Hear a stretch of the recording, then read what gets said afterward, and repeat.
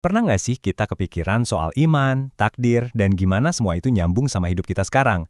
Nah, kali ini kita bakal bedah tuntas sebuah diskusi seru yang ngupas soal itu. Kita saring intisarinya khusus buat Anda. Oke, kita langsung aja nih ke pertanyaan yang paling fundamental, paling dasar. Bisa nggak sih orang jadi baik tanpa agama? Kelihatannya simpel ya pertanyaannya, tapi jawabannya, wah, dalam banget. Dan ternyata jawaban cepatnya tuh, iya bisa. Jadi orang baik itu nggak harus melulu punya agama. Moralitas itu bukan cuma milik satu kelompok. Tapi, tunggu dulu, ceritanya nggak segampang itu. Nah, ini dia nih yang bikin diskusinya jadi makin seru. Oke, Anda bisa jadi orang baik tanpa agama. Tapi konsep hadiah dari kebaikan itu, kayak surga misalnya, itu kan konsepnya agama. Jadi baik itu satu hal, tapi alasan kenapa kita harus baik, kerangkanya, itu sering banget datang dari keyakinan. Terus kalau gitu, buat apa kita ibadah? Nah, ini juga menarik. Ternyata disepakati kalau ibadah itu bukan buat Tuhan. Kenapa? Karena Tuhan nggak butuh. Justru sebaliknya, yang butuh itu ya kita. Ibadah itu kebutuhan manusia. Oke, dari urusan personal, sekarang kita geser sedikit ke ranah yang lebih luas, ke ruang publik.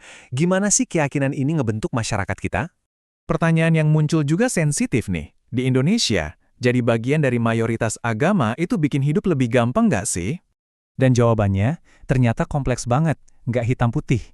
Di satu sisi, ada yang ngerasa, iyalah, banyak aturan kan dibuat untuk mayoritas. Tapi di sisi lain, ada juga fakta bahwa kadang-kadang justru ada aturan khusus yang dibuat buat melindungi minoritas. Jadi pengalamannya bisa beda-beda banget tiap orang. Topiknya geser lagi nih ke sesuatu yang mungkin sering kita lihat. Gimana iman itu kadang dijual atau dikomersialkan.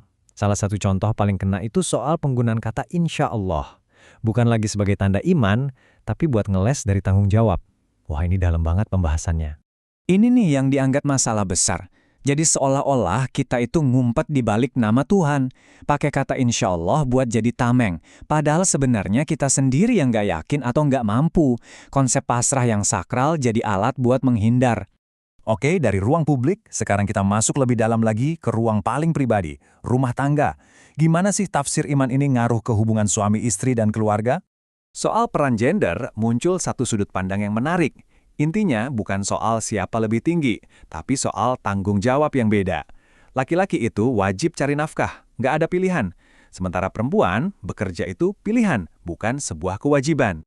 Jadi ini dibingkainya bukan sebagai piramida ya, bukan hierarki. Tapi lebih kayak dua jalur lari yang berbeda. Laki-laki dan perempuan itu nggak lomba di lintasan yang sama. Tujuannya beda, dan nggak ada yang berhak ngatur satu sama lain. Dua-duanya sama-sama tunduk sama Tuhan. Nah, masuk ke topik yang super panas, poligami. Kesimpulan dari diskusi ini gimana? Ternyata, masalah yang sering kita lihat sekarang, keburukannya, itu seringkali bukan dari aturannya, tapi dari orang yang ngejalaninnya. Karakternya, prakteknya, itu yang jadi sumber masalah. Oke, dari keluarga, kita zoom out lagi ke pertanyaan yang paling filosofis, soal takdir, usaha, dan di mana posisi sains di tengah-tengah semua ini. Ini dia pertanyaannya. Nasib kita, mau kaya atau miskin, itu udah ditentuin dari lahir apa gimana? Di satu sisi ada takdir, di sisi lain ada kewajiban ikhtiar atau usaha.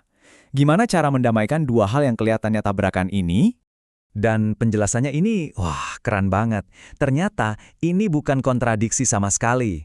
Kuncinya adalah dua konsep ini berlaku di dua alam yang berbeda. Ada alam ikhtiar, alam tindakan di mana kita harus mati-matian percaya usaha kita nentuin hasil. Terus ada alam tawakal, alam iman, di mana kita harus yakin seyakin-yakinnya kalau hasil akhir itu udah di tangan Tuhan.